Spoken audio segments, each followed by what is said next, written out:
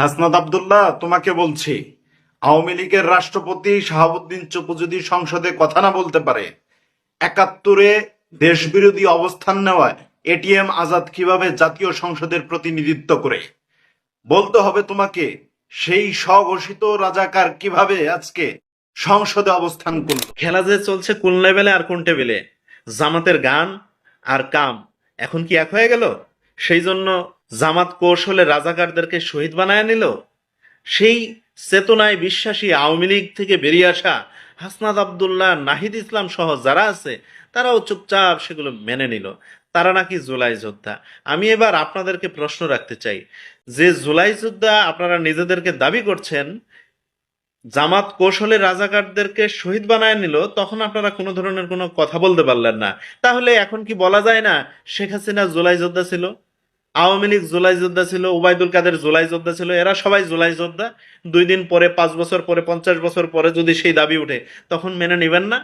তখন আবার বিরোধিতা করতে আইসেন না। তখন বিরোধিতা করলে মানুষ কিন্তু ভিন্নভাবে দেখবে, ভিন্ন কিছু উপহার দিতে পারে, জুতার মালা ধরেন কিংবা অন্য কিছু, সেটা উপহার দিতে পারে। তবে বিশেষ কথা হলো, জামাত যে কৌশলে রাজাকারদেরকে শহীদ বানায় নিল, এই স্বঘোষিত রাজাকারদেরকে আপনারা চেনেন না, দেশের মানুষ জানে না কে কোথায় কি করছে। যে বিধবা পল্লী শেরপুরের, সেখানে প্রত্যেকটা ঘর থেকে পুরুষদেরকে বের করে জবাই করা হয়েছিল, হত্যা করা হয়েছিল। একটা পুরুষকে বেঁচে থাকতে দেওয়া হয়নি, প্রত্যেকটা নারী বিধবা হয়ে গেছিল। আপনারা কি ভুলে গেছেন? হ্যাঁ, এই বিধবা পল্লীর কথা আপনারা কি ভুলে গেছেন? বুদ্ধিজীবী, এই যে 1000-এর উপরে প্রায় 1500 বুদ্ধিজীবীদেরকে হত্যা করছিল, লিস্ট কইরা কইরা কামরুজ্জামানরা, নিজামীরা যে হত্যা করছিল, এই লিস্টগুলা কারা করছিল? হ্যাঁ, এই রাজাকাররাই করছিল। এই লিস্টগুলা কইরা তারা হত্যা করলো বাংলাদেশকে বুদ্ধিশূন্য করার জন্য, মেধাশূন্য করার জন্য। যারা বুদ্ধিজীবীদেরকে হত্যা করলো, যারা দেশ ছেড়ে 71-এর পরে পরে সাথে সাথে মুক্তিযুদ্ধ শেষ হওয়ার সাথে সাথে দেশ ছেড়ে পালাই গেল স্বঘোষিত রাজাকাররা, মাশাআল্লাহ, তাদেরকে আজকে শহীদ বলা হচ্ছে। আরো কিছু বলা উচিত, তাদেরকে শহীদ, জিন্দা বলে আরো অনেক কিছু বলা উচিত।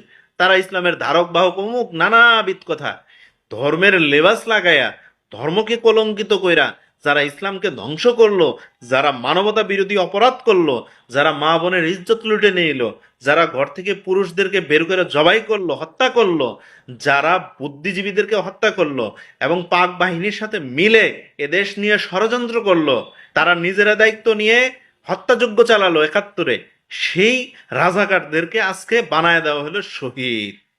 ওরে বাবা, শহীদ!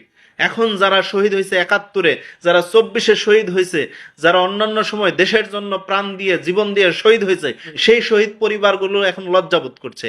এই শহীদরা যদি বেঁচে থাকতো, তা এই শহীদরা যদি বেঁচে থাকা সম্ভব হইতো, তাহলে এই শহীদরা লজ্জায় মুখ লুকাইতো, লজ্জায় নিজের আবার শহীদ হয়ে যেত, মরে গেত।